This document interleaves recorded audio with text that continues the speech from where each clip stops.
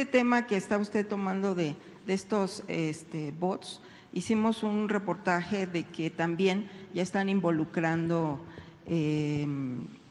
páginas de pornografía, porque como pagan ellos, se van a páginas porno, estos bots, en pornobots también. Precisamente en este tema de de los mexicanos en Estados Unidos, porque también era parte de la reflexión que hacíamos en relación a estos escritos de Dole Esteves, entrevistamos al diputado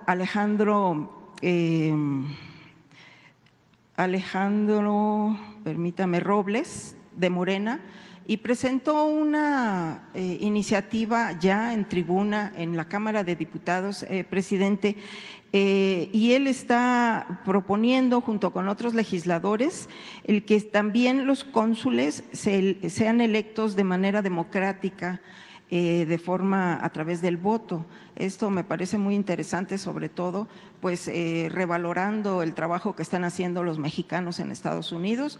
Quería saber su punto de vista en relación a esto, porque ya la subió a tribuna y dio conferencia de prensa en relación a esto. Y ya por último, presidente, fíjese que el Tribunal Laboral pues ya falló el pasado 6 de marzo a favor de 60 trabajadores de Luz y Fuerza del Centro. Lo hicieron legalmente. Déjeme decirle que nada más son 500 de los 40,000 que fueron echados a la calle por Felipe Calderón, solo 500 siguieron este cauce legal. Y es ahora pero lo presentaron el 21, cuando llegó usted ya en el 2021, y nada más fueron 500. Entonces de estos 500 ya salió un laudo de 60 trabajadores donde bueno pues les están reconociendo pues estas prestaciones. ¿Y sabe cuál es su preocupación, presidente? Porque están condenando al INDEP.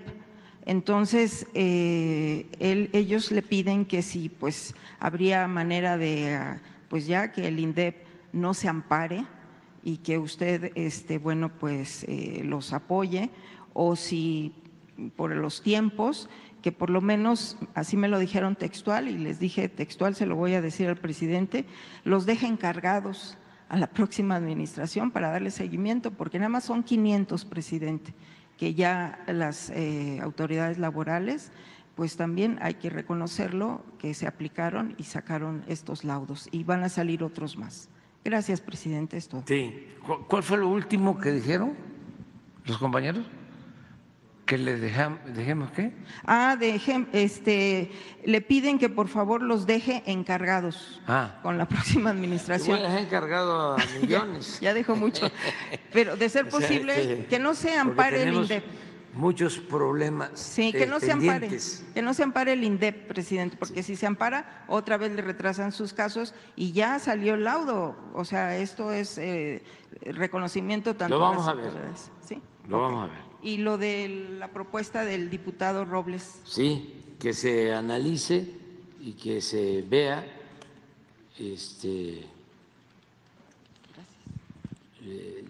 pues va a corresponder. Esa es otra de las cosas que vamos a dejar encargados a la nueva administración, porque la verdad a mí me quedan 2 meses y días, lo que queda para la elección, porque son 2 etapas. Una vez que haya presidente o presidenta electa, ya empieza la transición. Además porque ya se acortó el periodo. Entonces es nada más octubre y noviembre.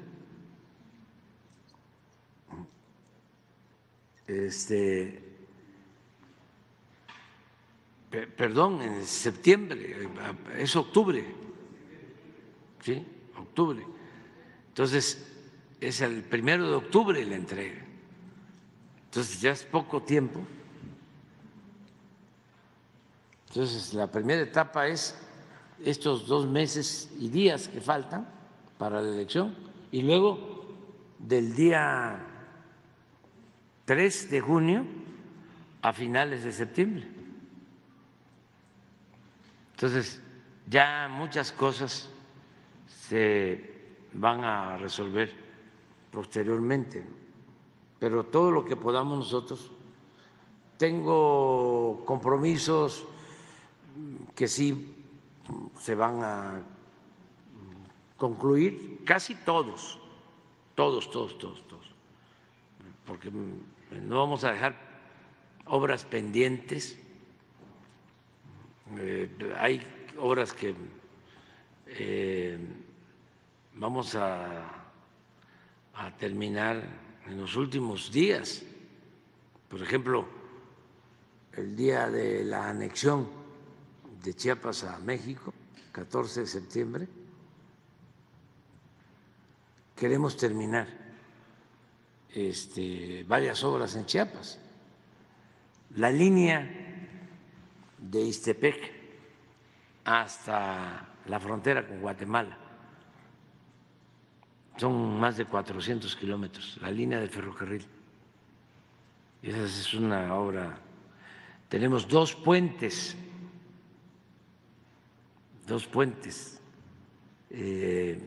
para unir la sierra de Chiapas con el centro, con Tuxtla. A ver si no nos mandan el licenciado Nuño la foto del puente de la Concordia, que vean qué obra tan importante, y la tenemos que inaugurar, o mejor dicho, terminar esos 2 puentes. El Tren Maya va a quedar terminado completamente, y todos los caminos artesanales de Oaxaca, una carretera que es importantísima de Oaxaca al Istmo de Tehuantepec, que lleva como 15, 20 años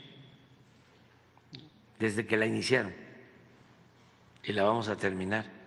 Pero eso va a permitir que del Istmo a Oaxaca, en vez de 5 horas,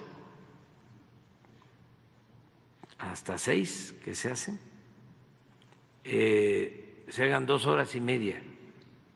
Es como esta otra carretera que se terminó de Oaxaca a Puerto Escondido.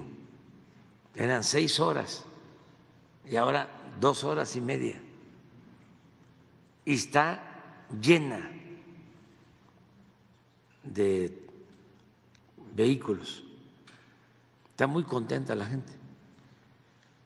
Entonces tenemos que terminar, por ejemplo, una potabilizadora en Durango, que es importantísima para la salud. Tenemos que terminar el acueducto, agua sana para la laguna. Tenemos que terminar 3 distritos de riego que están en proceso. O sea, sobre eso vamos, ¿no? Pero van a quedar cosas pendientes. Afortunadamente ya están los proyectos, ya se sabe que es clave impulsar la industria de la construcción para lograr que haya crecimiento económico y empleos. Y es también importantísima la inversión pública. Entonces, quien llegue, estoy seguro que no va a parar. Van a seguir construyéndose obras quien llegue, porque si no, se cae la economía y ya no estaríamos en la situación que estamos ahora, de que hay empleo. Miren la belleza esta.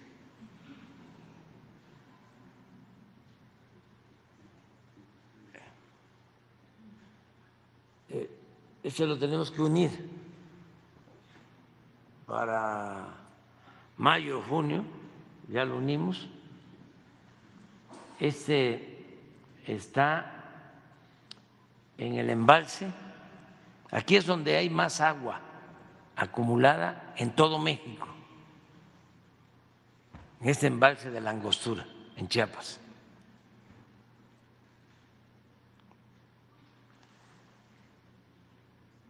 Entonces, es este puente más otro que se llama Rizo de Oro, y con estos puentes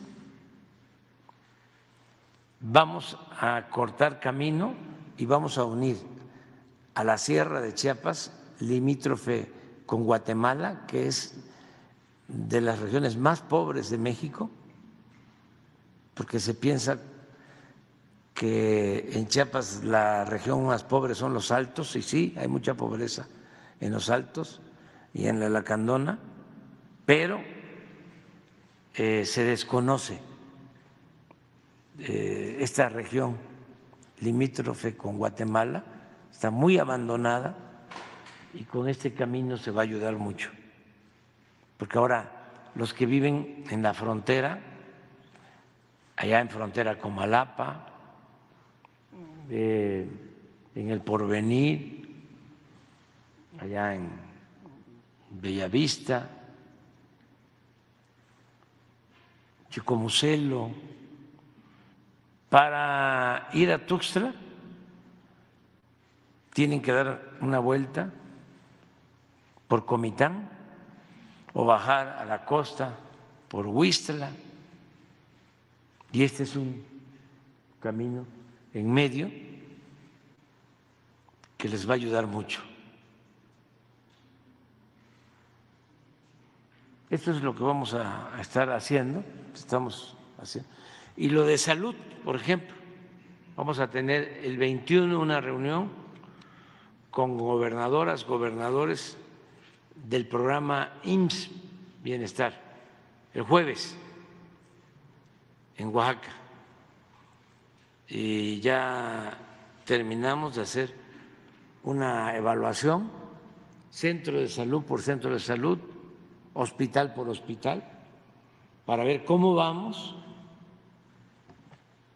qué nos falta, médicos generales, especialistas, el abasto de medicamentos, los equipos, el estado físico de los centros de salud, de los hospitales, porque está el compromiso en pie, el desafío de que antes de que terminemos vamos a dejar el mejor sistema de salud pública del mundo. Se va a garantizar el derecho del pueblo a la salud, sin importar condición económica, social. El que se enferme va a tener médico, va a tener estudios, si se requiere intervenciones quirúrgicas, medicamentos, todo gratuito. Ese es el reto. Antes de que yo termine, o sea, voy a terminar en septiembre.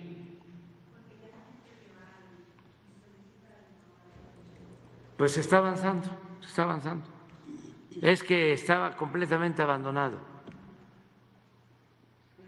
Era un botín. Pero además, una descomposición tremenda. Ustedes saben, por ejemplo, no voy a hablar en este caso de la venta de las medicinas, de lo que se robaban en la compra y venta de medicinas, miles de millones de pesos. 10 distribuidoras vendían 100,000 millones al año al gobierno. Y detrás, políticos corruptos. Pero era una privatización y una corrupción silenciosa. Nos ocupábamos más de el atraso educativo con la llamada reforma educativa. Y estaba peor el sector salud que el educativo. El caso de la educación, ya no han habido paros, los maestros no han dejado de dar clases, se los tengo que agradecer mucho, han actuado con mucha responsabilidad, porque independientemente de que se mejoraron las condiciones salariales, lo único o lo que más ayudó fue tratarlos como se merecen, con respeto, porque los habían ofendido mucho, echándole la culpa. Claudio X González y todos esos insensatos, de que debido a los maestros es que estaba mal la educación en México. Nunca se les había ofendido tanto. Y ahora no. Son nuestras maestras, son nuestros maestros. Yo les agradezco muchísimo que han actuado de manera responsable. Se modificaron los libros de texto con nuevos contenidos. Se están otorgando becas como nunca en la historia del país a estudiantes de familias pobres. Nunca se van a entregar más de 12 millones de becas. Nunca se han entregado presupuestos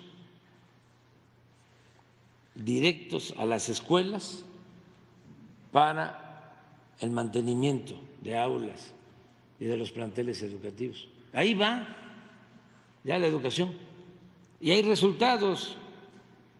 Nada más en educación media, de 14% de abandono, de deserción, a 7%. Pero en la salud, ¿cómo nos costó? Todavía, porque fue profunda la destrucción del sector salud y silencioso, y fue una red de componendas y de complicidades que llegó a los medios de comunicación. De ahí salía dinero para todos. Y había un pacto de silencio. Pero decía yo, no solo eran las medicinas, los centros de salud abandonados, los hospitales rentados. 9 hospitales se tenían que pagar 140,000 millones de pesos. Y en los avalúos, esos 9 hospitales cuestan 6,000 millones. Pero no solo eso, la mentalidad de las organizaciones de médicos conservadores. Recuerdo, no se me va a olvidar, de que cuando decidimos, porque fíjense la herencia que nos dejó el neoliberalismo, cómo querían privatizar la educación, rechazaban a todos los que querían estudiar medicina, a la mayoría, con el pretexto de que no pasaban el examen de admisión. Y es importante recordarlo. No es que no pasaran el examen de admisión, es que no había cupo, no había espacio, porque no había presupuesto para las universidades públicas, porque estaban poniendo la educación y la salud al mercado como si fuese una mercancía. Aplicaba un examen en medicina de admisión con 130 preguntas y decidían, pues van a poder entrar por el cupo que tenemos los que contesten bien, 125 de las 130. El que contestaba bien, 124, ya no entraba. Entonces, no es que reprobaran el examen, es que no había cupo. Bueno, y lo mismo pasaba para las especialidades. El resultado es que cuando llegamos al gobierno, y todavía no hay médicos, ni hay especialistas para atender las necesidades de salud de los mexicanos. De ese tamaño, de esa dimensión, fue el atraso y el daño que causaron. Imagínense nuestro país que no tiene los especialistas que requiere. No tenemos los cardiólogos, no tenemos los pediatras que necesitamos.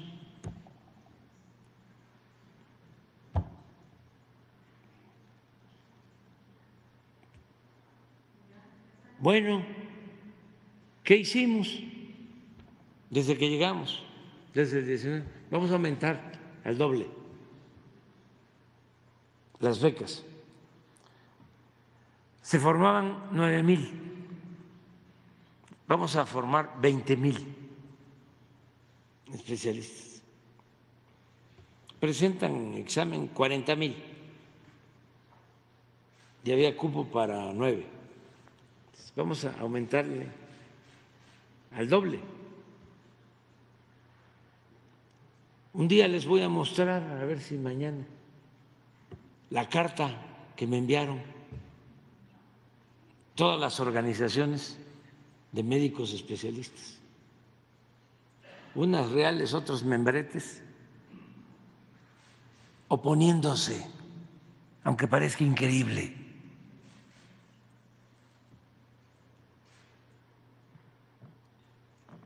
Con el pretexto, la excusa de que se requería calidad y que cómo íbamos a pasar de 9,000 a 20,000, ¿dónde se iban a formar?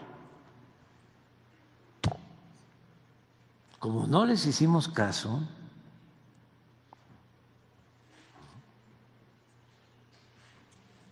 está saliendo la primera generación ya de 20,000. Y eso nos está ayudando a resolver el déficit de especialistas. Y ya quedó establecido. Y tenemos 150 escuelas de medicina nuevas en los lugares más apartados.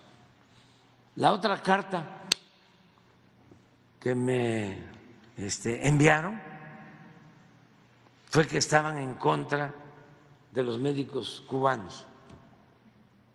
¿Cómo íbamos? Y esto, ¿saben cuándo lo hicieron? en la pandemia.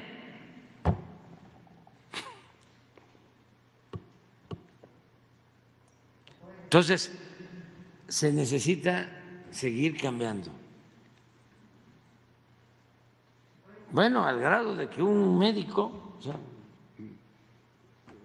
una profesión que debe ser tan humana, que además era la profesión del político extranjero que más admiro, Salvador Allende, la profesión del Che Guevara.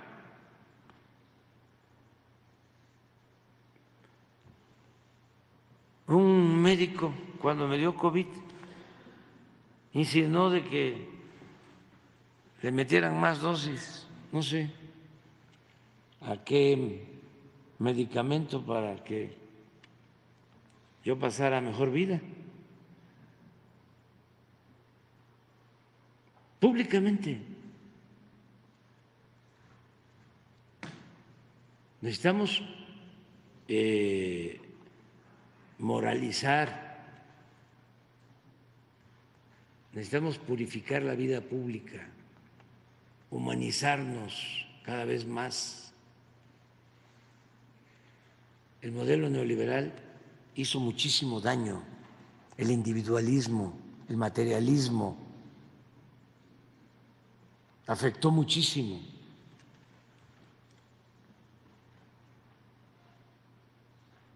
Ah, tienen la carta, póngala.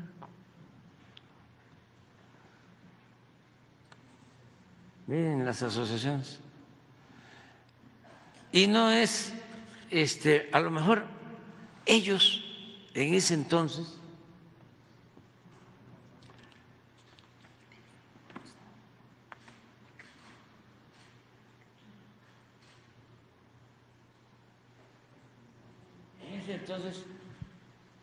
estaban muy aturdidos, confundidos, porque pues dominaba por completo, ¿no? El modelo neoliberal.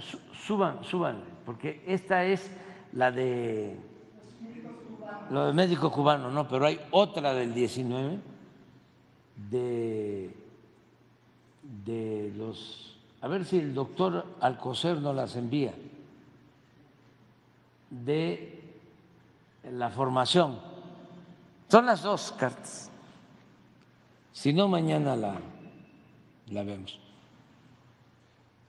Entonces, tenemos que seguir haciendo conciencia.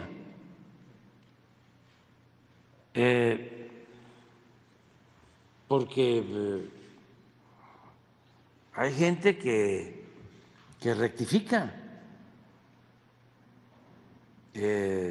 no cae en la autocomplacencia y es capaz de decir, estaba yo equivocado.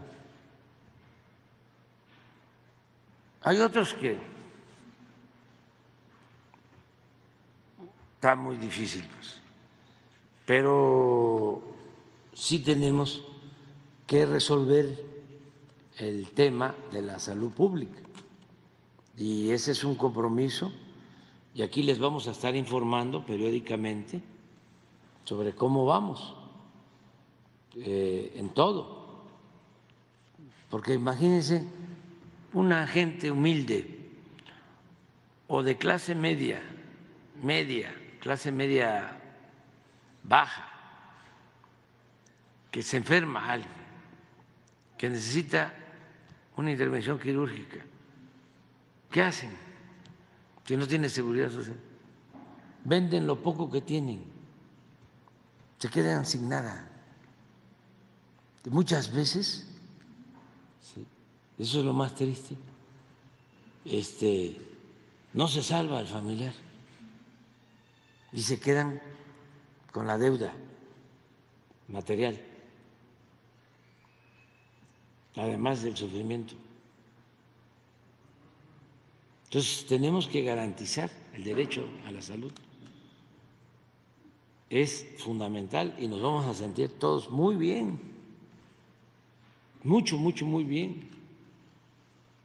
y estamos haciendo un esfuerzo en ese sentido.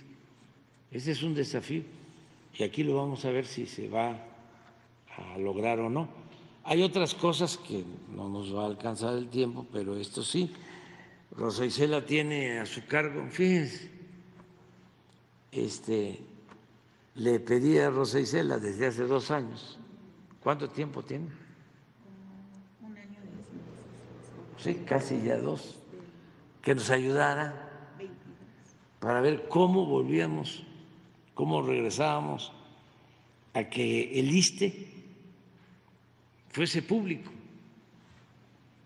porque lo habían privatizado por partes, ¿no? ¿Qué es lo que más les ha costado trabajo? A ver, explícalo. A ver, pues explícalo.